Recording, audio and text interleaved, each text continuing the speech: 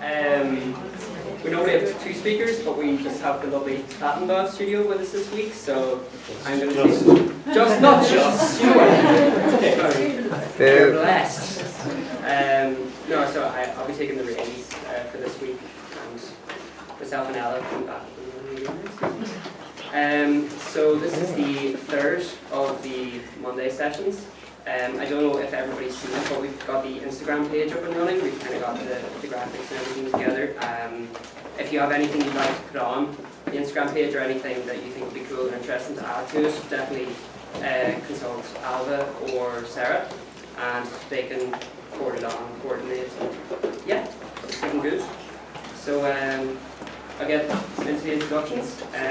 This week's lecture is about drawing practice, and we have Plattenbaustudio. So Plattenbaustudio is a Berlin-based architecture and drawing studio founded by Irish architects Jennifer O'Donnell and Jonathan Janssens.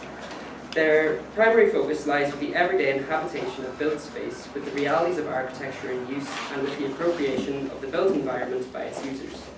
Part of the studio is devoted to the development of architectural drawing as a means through which to study, comprehend, and communicate the complexities of the built environment. The studio was awarded the New Irish Creatives Award by the Irish Embassy Berlin in 2018, and an Arts Council Architecture Bursary Award for the further development of the drawings in 2019. The work has been exhibited as part of the Describing Architecture exhibition in Dublin at the London Festival of Design, and most recently as part of the group show A Vague Anxiety at the Irish Museum of Modern Art. The practice is also active in the academic world, where Jennifer devotes part of her time to teaching at the Institute of Architectural Strategies at TU Braunschweig, while Jonathan regularly conducts master's workshops with the universities on the topics of drawing and representation in architecture. In 2020, the studio will focus on the development of proposals for the future of the former Magdalene Laundry on Sean McDermott St in Dublin. Present their first solo exhibition, also in Dublin, and undertake a 3-month residency as young fellows of the Academy of Arts in Berlin, and a design house on the side. So, without further ado, give a warm welcome to John and Jenny.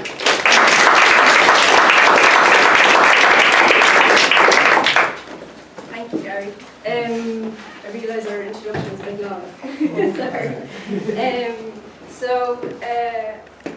I'm going to give a lecture about our work, and then Johnny is going to give a talk to our own group about what we're going to be doing in a little bit more detail over the next few weeks. I guess so. Just to start off with, we've been involved with CoLab, which is our group of architects in Art City, which is the larger collective, since May of last year, and there's been a lot of really great discussions and thoughts and ideas. A lot of plans, some of which have worked and some of which haven't, of course, but this is really where everything's starting to kick off. This is the moment where everything happens. So we're delighted to be part of it, that the universities are involved and that we've managed to kind of barge our way back into this place again. So I guess just maybe to add to what Gary just said, our practice is a relatively young practice. It's been going for 2 years.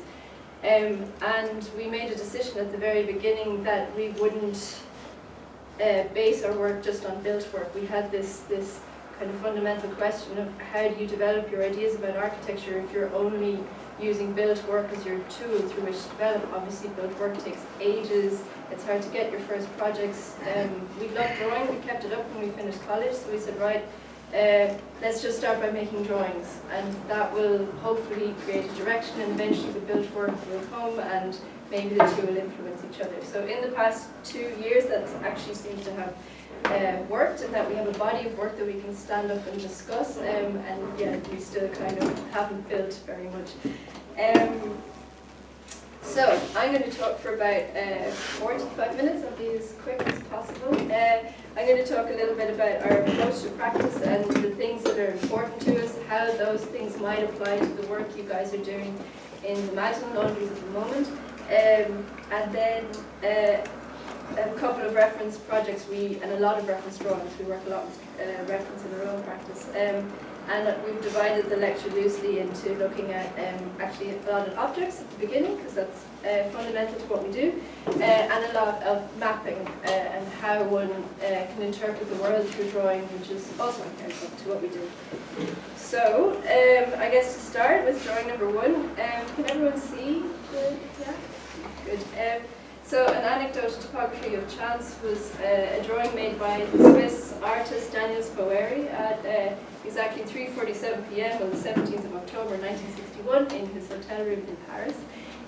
Spoeri took the objects that just happened to be sitting on his table at that moment in time, and he mapped them meticulously and carefully, like an archaeologist would, like I guess Howard Carter did in the 1920s when he was surveying Tutankhamun's tomb, only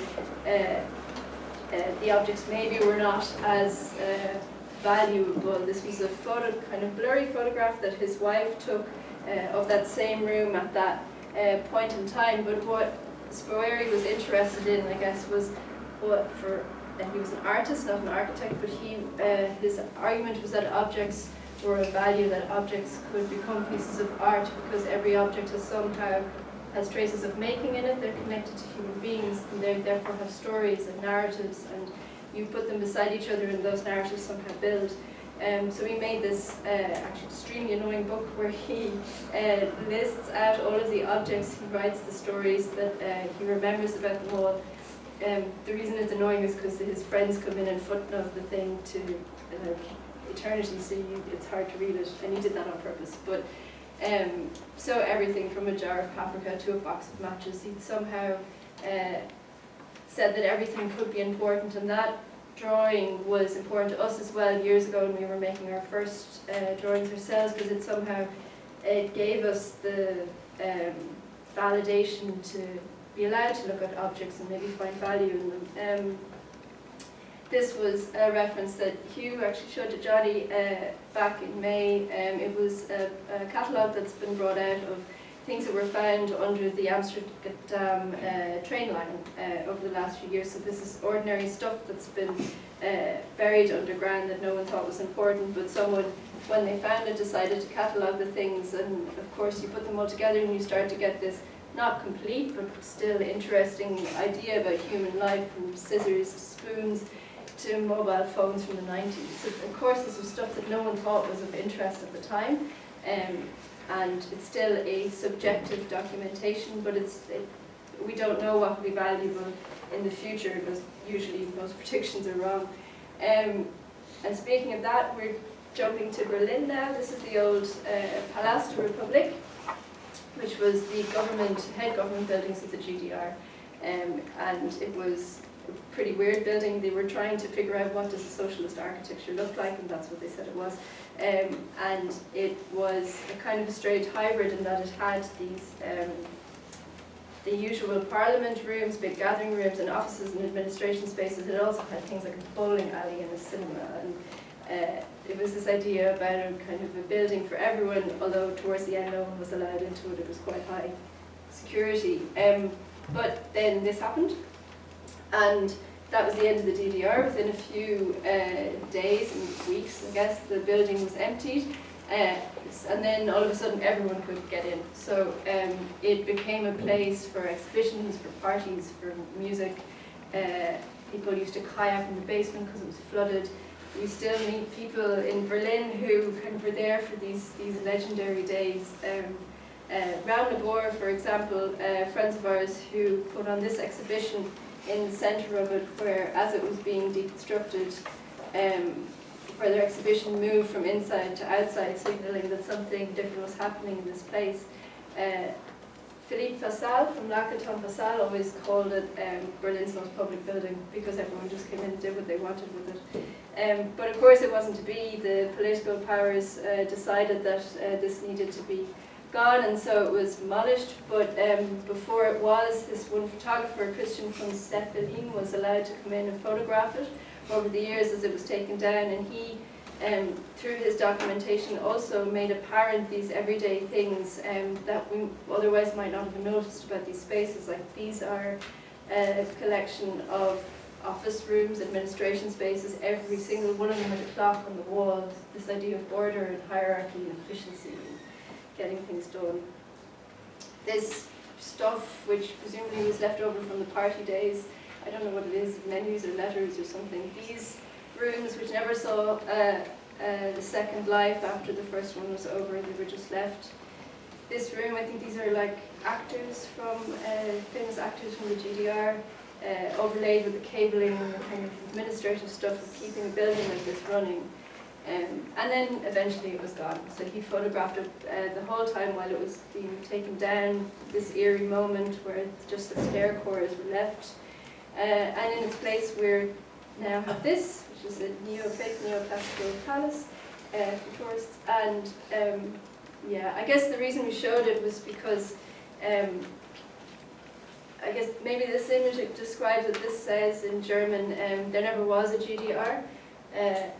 We don't know who graffitied it, but it was the idea, as we all know, that buildings are embodied with memory, whether it's good memory or difficult memory. No one's saying that the GDR was perfect, but it still says something when you erase the identity of the people by taking away their buildings, and that has kind of connotations today in Berlin. Magdalene Laundry is obviously very different to the Palast der Republik, but it's still a building with a limited future in the way that it stands right now. And we know that we need to get it documented because we have to presume that no one else will. We also know that there are a lot of people coming in this group and documenting the building in many different ways. I guess the approach that Johnny and I would have in our practice is this one of looking at the history of objects, at everyday inhabitation, occupation, and what that might bring. We're not conservation architects, so we don't have that knowledge. But we do find these moments in the building really interesting, this ordinary stuff, like the really uncomfortable hard chairs in this room at the beginning, with the very beautiful floor and the very beautiful windows, which the chairs of course call into contrast the opulence of the other, or a digital sign, paper A4 printed pointing to an emergency exit when this wasn't really a building you got out of very easily. Again, the tiles, somehow an expression of order and everything in its right place. This photo, which seems so much like the other GDR one, where there's the old writing peeling or becoming visible behind the wallpaper, the mechanics, the stuff of keeping this place running, and then the kind of ominous red and white danger tape wrapped to it for some reason. The stairwell, yellow over green. Why? Did they think it was more cheery? The vanity sinks with space for 5 toothbrushes for a family, and a mirror for doing your makeup. Just these kind of strange moments in these buildings that we're interested in and that we find valid to bring into this discussion about the history of this place. Dead pigeons on the floor. It's gross, but it talks about abandonment and decay and how this place was just left and no one's really paying attention to it anymore. And it's also somehow a valid object if anyone feels like getting a room around. But yeah, I guess we in our practice try to always see the inhabitation or the life of the building and its interior as fundamental to the occupation of the space. So just very quickly, and you can't really see it at all, that one's maybe a bit better. It was a survey drawing that I did of GKMP's offices before I left as a gift for them, but there would have been no point in just drawing the room, the space that I was in. It was about the way it was inhabited with all their books and models and good friends in the room. Or another example, John Soane's museum, which is obviously even more inherently the architecture forming itself around the objects within it and the objects responding to the architecture, but you couldn't see these two without the other. You need to see both in the same drawing in order to understand it, because they were imagined that way. This drawing, if you can kind of see it, people are still drawing John Soane's museum today, a digital drawing by Studio Dogma of that very same space. Kind of, you maybe see it on the laptop. And then, so like, same point, Noise Museum by Chipperfield, it's interesting on its own, but say for example documentation of the ceiling gives you a far better understanding of what that space is really like, or the floor, again, the same thing. And then, I guess, quickly to segue into our own work and maybe, hopefully, what we can bring to the table in this place and where our own thinking comes from. We made our first drawing years ago now. It precedes the practice, but it still very much informs the way we work today. It is a survey of our old flat. We moved into it at the end of fourth year, and we left it when we moved to Berlin. And it was overpriced and underheated. It was a room, 20 square meters for €1,000 a month. And we had very hard landlords who would knock on the door and up the rent whenever they felt like it. So it was an incredibly vulnerable place to live, and yet we were happy there, and we wanted to try and figure out why. So first we took loads of photos, and that didn't really do it. And then as part of this thesis, Johnny was making drawings about, was it maybe about the connection to this nice garden that was in front of the house, and it also didn't really do it. And then eventually we said, right, we'll just draw the whole thing, which looks like that on the screen. And I'm worried if I hold it up a little. Can you see? Maybe?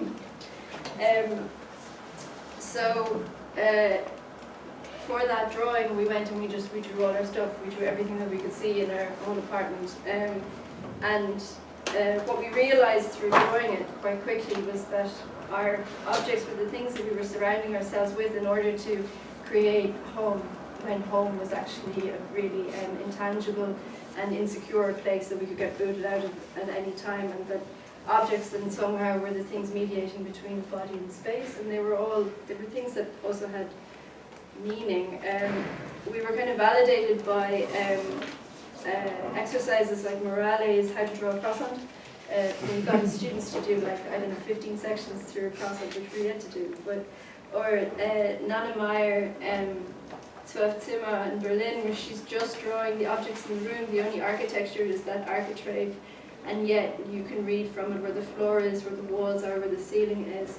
And it's these really lovely documentations of spaces. Spoeri obviously was a strong graphic influence in that we chose not to do the architect thing of several plans, because there was also mezzanine, but that everything needed to be read on one plane. So again, this idea, we drew ourselves into it, because again eventually we started seeing the objects of this kind of protective shell that we were building around ourselves. So me on the sofa, Johnny in the kitchen drinking tea. The only architecture that we drew in was the old walls and shutters, because we felt they had an impact on the space. The rest of what the landlords built was kind of rubbish and didn't interest us.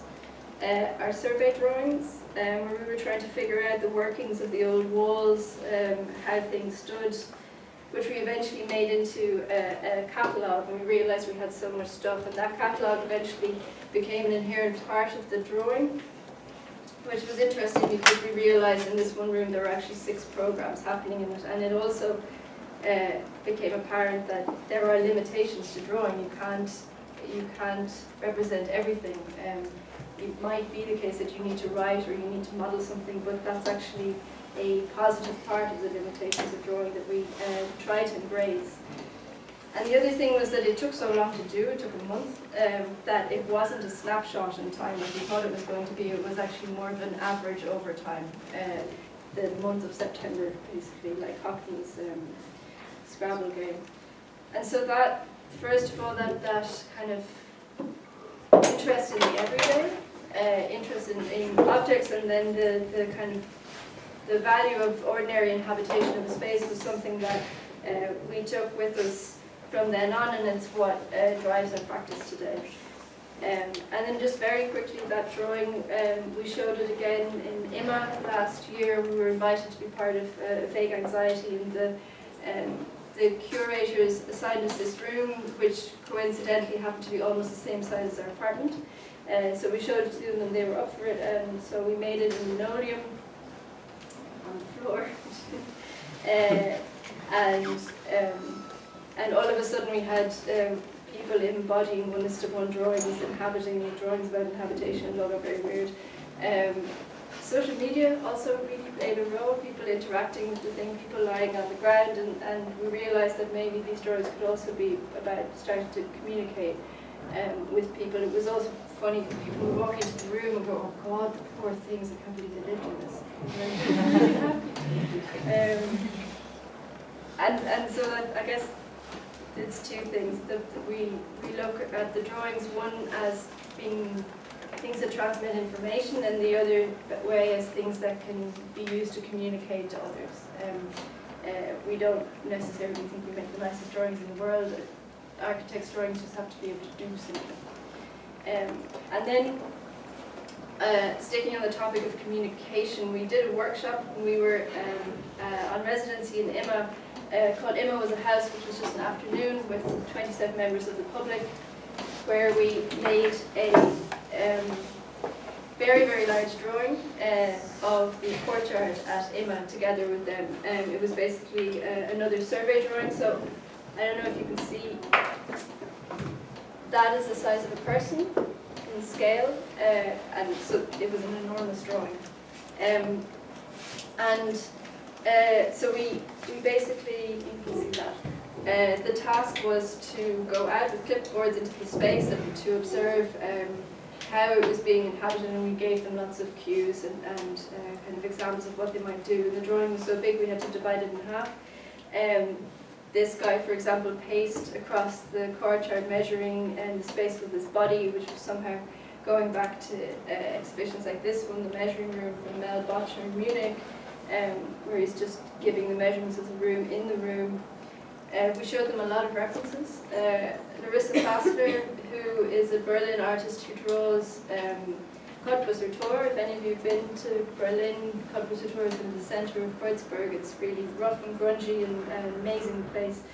And so she goes in and documents the amount of footsteps it takes to cross a pavement, or what's happening in what space, what conversations she's overheard. Really this kind of subjective documentation of place over time. And so they would go out and draw on their field notes and then come back and input into the drawing. And they were, we should say this, they were drawing over scans of our own one, so it somehow became kind of a group drawing shared between all of us. Again, a Larissa Fassler example of people taking photographs within Schlossplatz in Berlin and what direction they're photographing. So the majority of people are photographing the Berliner Dome. The old Palast Republik, which I showed earlier, used to be there. This was one of the nice field notes from it, where someone was documenting where Johnny was walking as following other people around the courtyard of IMA. And this was the final drawing. But what was important about it was we gave a lecture, which we showed a lot of references in. They went out and interviewed for an hour. They were quite dubious at the beginning. It was 27 members of the public and 2 architects. And then we came back and stood around this drawing that they'd annotated at the end and had this really intense discussion about the nature of public space in the city. And we were, I think, still convinced that to this day that we couldn't have had that conversation if we hadn't had that drawing as a base to have it with. So I guess that's what we mean by communication. Just very quickly, the work we're doing at the moment with Grange Gorman Development Agency is kind of along the same lines, in that the drawings are base drawings that we make for Grange Gorman and pass on to their design team so that they can build on top of them and use them as communication themselves.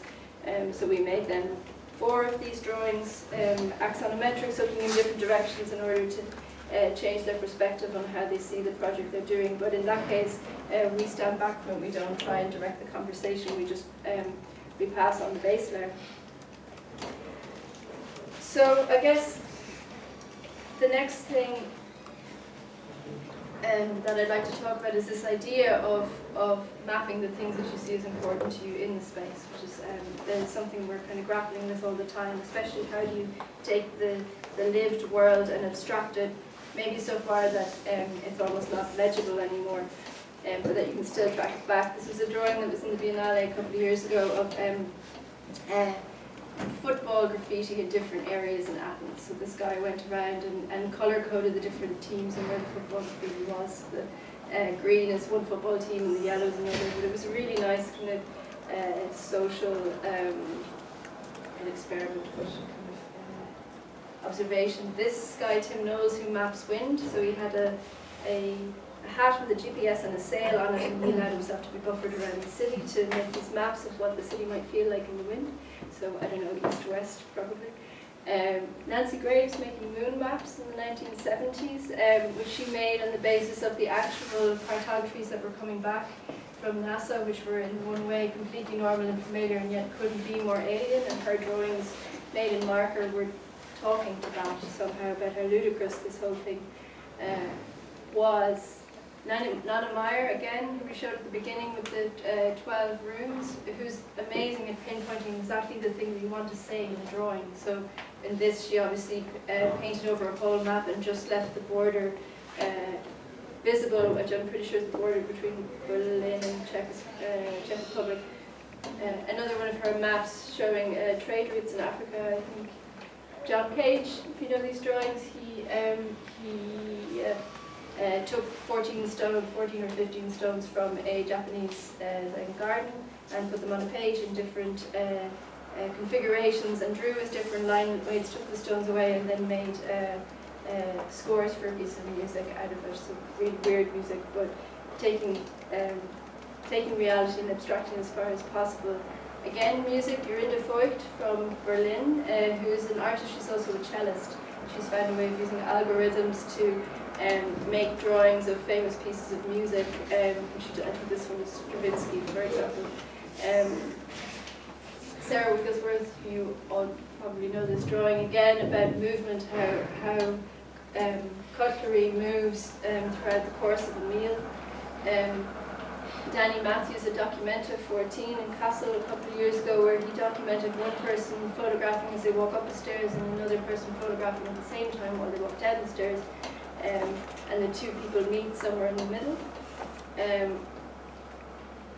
A friend from Berlin who documents light using post-its.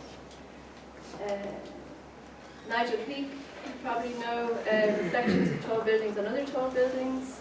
Again, Nigel Peake trying to kind of make a diagram out of the city. And then this one, another map from Berlin that we reference all the time. This is a tiny cut-out from a much larger piece of work about Alexanderplatz in Berlin. If any of you know of it, it's like not a particularly nice place to be.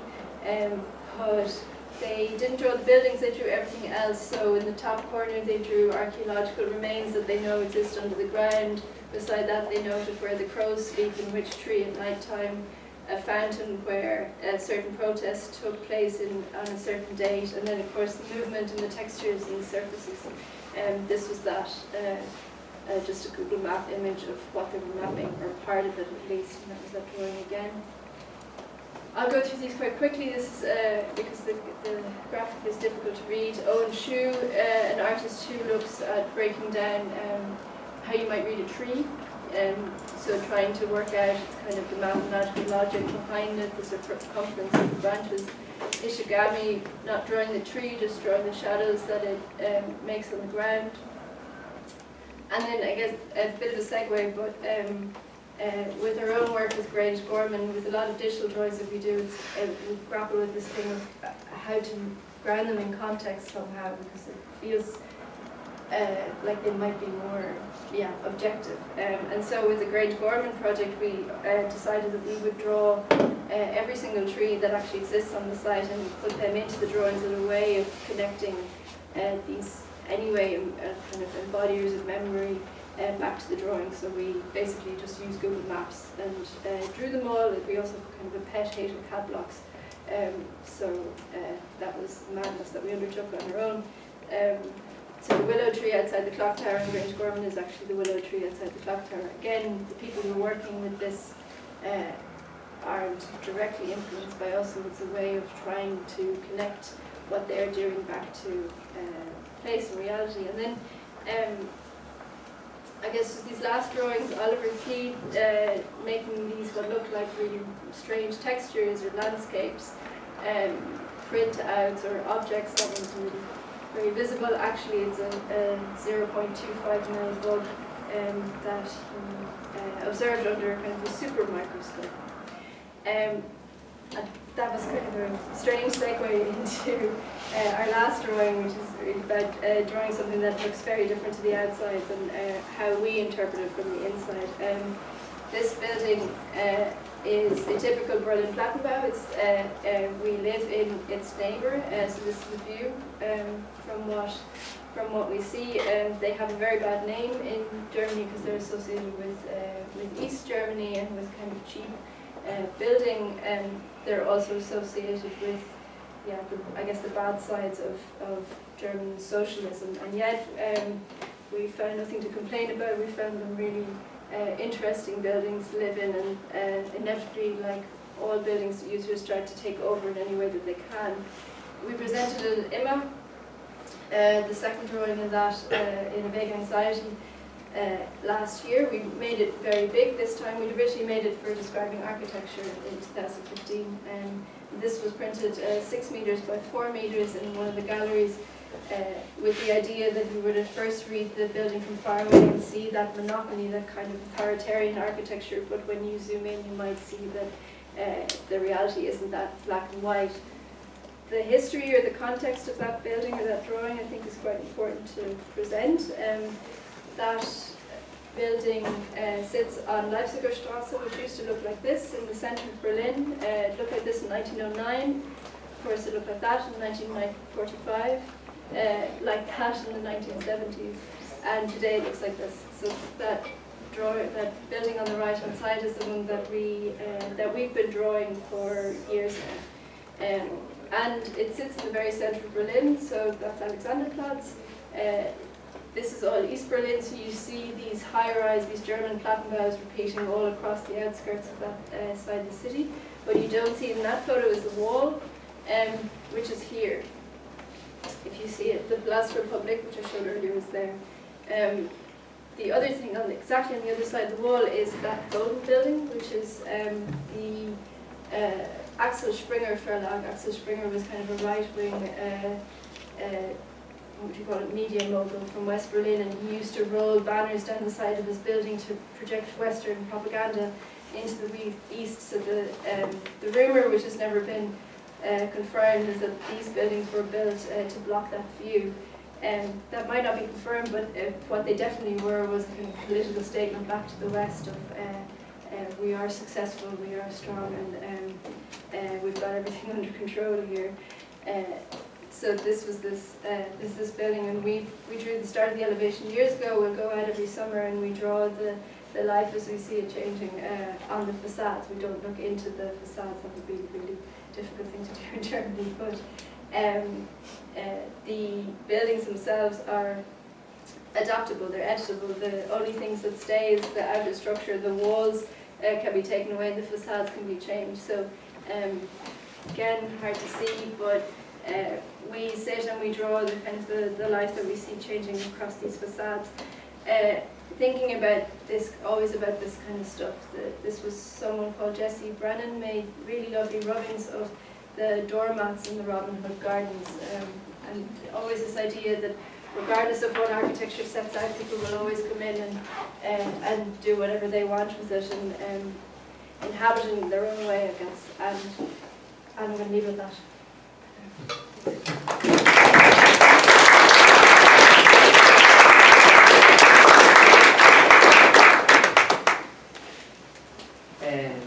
Yeah. Thanks so much. Does anybody have any questions?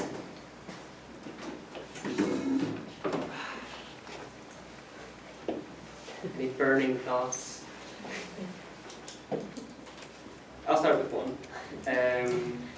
When you got to do the 20 square meters in Emma, and was that the first time you'd been able to experience the drawing in one-to-one, like actually being able to step into it? Yeah. And how did that kind of contrast with being in the actual apartment? Like, was there much of a difference between when you drew it and being able to kind of step into it again? It felt smaller. Yeah. I think that's why everyone felt such pity for us when they saw the drawing. But we kind of grappled when we were making that exhibition about, hang on a minute, if we have a room the same size, should we not just try and rebuild the room? And actually we said no, the important thing is this idea upscaling drawings, like making really, really big drawings. It was something that we wanted to investigate, and that's actually going further in our work now, and that we're thinking about, like, what I think didn't work in that at the same thing. It was a drawing, but it was flat. So I think a lot of people outside of architects, and maybe even architects, found it hard to judge space out of that. So again, that was this thing of, I guess, learning from the limitations of drawing. So now we're starting to look at how can you make drawings 3D that you could walk through somewhere, figuring out. But it was a really interesting exhibition to do as well, because we were architects in an artist context, and we had to constantly remind ourselves that we're not artists, that we have a different way of thinking to artists, but that's still valid, and that we still have something to say that's okay to say in a context such as Emma. It was also kind of terrifying because we never got to see the drawing in the flesh until the day of the opening, so it was constantly like back and forth emailing and then seeing bits of drawings from Emma, and you're like, oh god, I hope this works out. But yeah, so it was, yeah.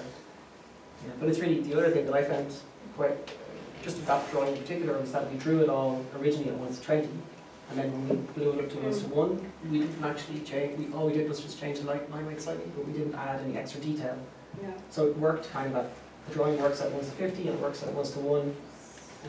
I thought that was a really interesting thing that happened when suddenly we printed it at 1:1, and we're like, wow, that actually still works. So now, We probably should have put too much detail into it. I have another thing on that drawing. Because last semester we had, our studio was about housing and going mostly apartments. And in doing like sections and plans in quite detailed scales, and there were kind of an opposite discussion taking place, especially during like final reviews, which was about kind of some critics and maybe students as well, I don't know, talking about how a lot of the students had put a lot of these types of life details in it, and there was kind of a discussion about how some people thought that that was like unnecessary, and that the architecture should speak for itself, kind of. And I was just thinking what your thoughts would be on that. Yeah, no, we grapple with it as well. I think the way it's translating into our build work is that architecture can act as a framework for the inhabitation by others, so that you don't kind of preempt the way you think a person is going to live in this space, but you allow the opportunity for them to appropriate it or to fill it themselves. We did an apartment renovation for 4 students where all of the furniture was about inhabitation and giving them as much space as possible to kind of fill it with their things. And whether we did that or not, we still don't know. But it's funny because the drawings are a lot of the time about studying the real world. We don't so often make drawings that are kind of made up or designs. It's far more about documentation. So we're always looking to how are people changing something that an architect predicted otherwise. Whereas I guess then when we're designing, I mean, we're yet to see how our buildings stand up to this, but when we're designing, it's far more about how do you pull back and actually provide that platform for inhabitation to happen without ever knowing if it's going to be used the way you want it to be used. I guess that there's some quotations from saying all buildings are predictions and all predictions are wrong. I don't know if that one's it's tricky because in one sense, I think it's a valid exercise to inhabit a design because you're checking the scale of things as well. That's one thing that we kind of underestimate that architects know how to do. Like, you know the size of a bed, you know the size of a sink, you know the size of a book, of all of these objects that are scaled, that have a relationship to our body. Right, a book is about how big is it in relation to your hand so you can read it. So those are all, especially when you're doing housing design, they're all things that add up to make the architecture at the end of the day. You make bookcases to fit books.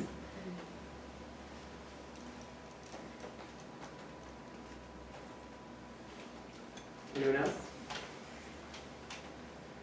I had a question, but I know I'm not allowed to speak, but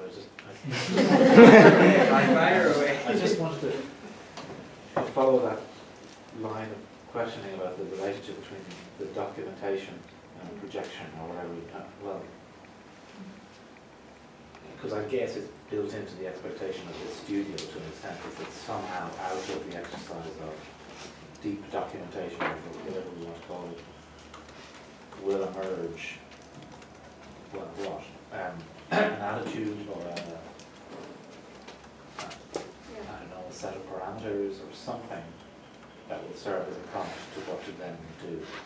Now, this is a very particular kind of siting, a very particular kind of history. Yeah. But I'm just wondering, in general, you can, as you were settling on, or finding yourself settling on documentation of this kind as a major element of your practice, Yeah. how have you understood it in relation to that other element of your practice, which is the making of things? I know you've talked about it a bit there, but just maybe to talk about it a bit more. And then the extent to which drawing is the thread that holds it together, or not. Yeah, I mean, I guess the drawing as a thread thing, is the reality of architectural projects or design projects where you have sets of drawings that are information, and they have to be kind of practical, and they need to get done. And then there's the side of things where you want to investigate and play and have fun and research things. And I guess the thing that we found with the drawing studio side of things is we approach it separately to our build work in order to have the freedom to be able to do it. We can't bill our clients for these drawings. So we kind of bill for all of that ourselves, but it allows us the freedom. I guess we worked out that, like, if we were relying on build work to develop an opinion about architecture, it would take us forever. But if we do it through drawing, we can move through things a lot quicker. We'll come to different conclusions than we would through build work, but they run alongside each other, and when we can, we make drawings about our build work as well. Our build work being to date an apartment renovation and this year a house. So I don't know if that answers it a little bit. I guess with the Magdalene laundries, our thing with that is always, I guess, a slight anxiety about getting all of this down on paper before it's gone. The kind of importance of noting these objects and these things that are left over. If we hopefully get into the upper floor, you see there is actually quite a lot of stuff left there that was just left when people kind of walked out of the place. I'm going to be honest, I don't know what the architectural kind of I guess translation of that thinking would of, be. for instance, may not be a good example, but just comes to mind is Florence Pratt's Yeah.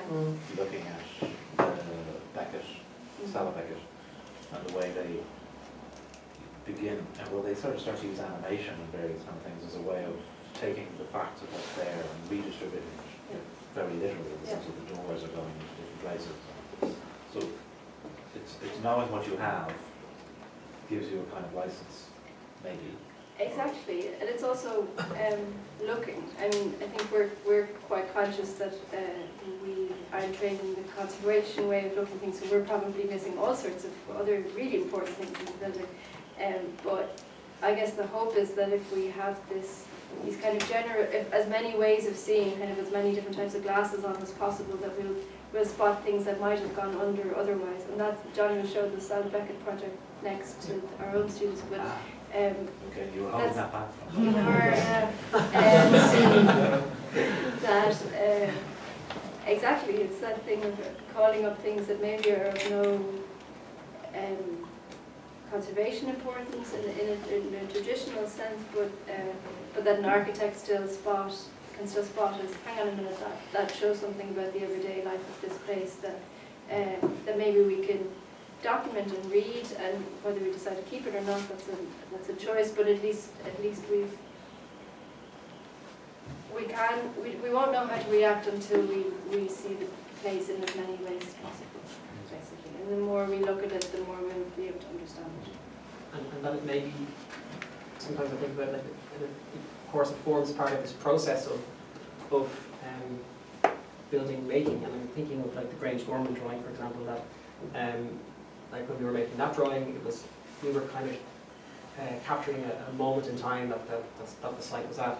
And as we keep working on that project now, I think they were asking us to add more and more things, and so you kind of start to see the development of something happening kind of over a period of time, and I think that's kind of the idea of process is also from. Yeah, and yeah, you're dead right, and also this idea of a base layer, like that that these surveys should be able to kind of perform as an underlay for things that might come after it. They don't need to stay there as kind of standalone documentations that we then print and put away. I think it's also a thing that a drawing can only do so much. You know, we were having this discussion last week. It can only go so far. I think it's the drawings with everything else, with people making movies, with photographs, with other types of things that are happening, models, everything. I think it's that they form part of, just a little part of this whole documentation world. So. You never annotate them though? Ours? Yeah, or do you? Sometimes. 20 square meters we did. Yeah. Oh, right, so it has a legend or It has a legend, it has every object we own written into it. Yeah. Yeah, it's the way we're trying to progress the work now is like also admitting that drawing can't do everything. so these other layers. Yeah, but you know, through the limitations of drawing, you'll be pushed to go in a different direction with it than just pretending and trying to make a drawing do everything, when at the end of the day it is a 2D representation of 3D space. Actually, on that vein, I was going to ask just one of the things I suppose that struck me about walking around the convent building is I suppose all the different senses that are evoked, this, even just the sounds, the acoustics, the smells, all of that. Have you ever worked with recording sound or trying to capture, you know, and I'm just wondering if that's something you've thought about. No, but it would be amazing. I mean, we often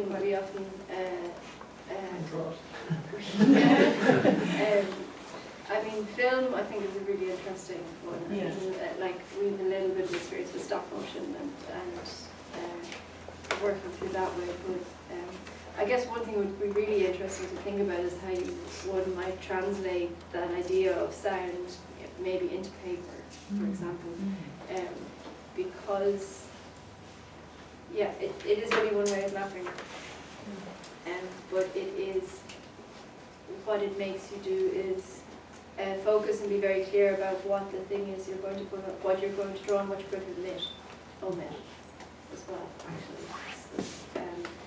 Omission is actually a massive part of it, because you don't know who's going to be looking at it afterwards, so it's very much about curating what's to be focused on, whether that's sound or light or other things.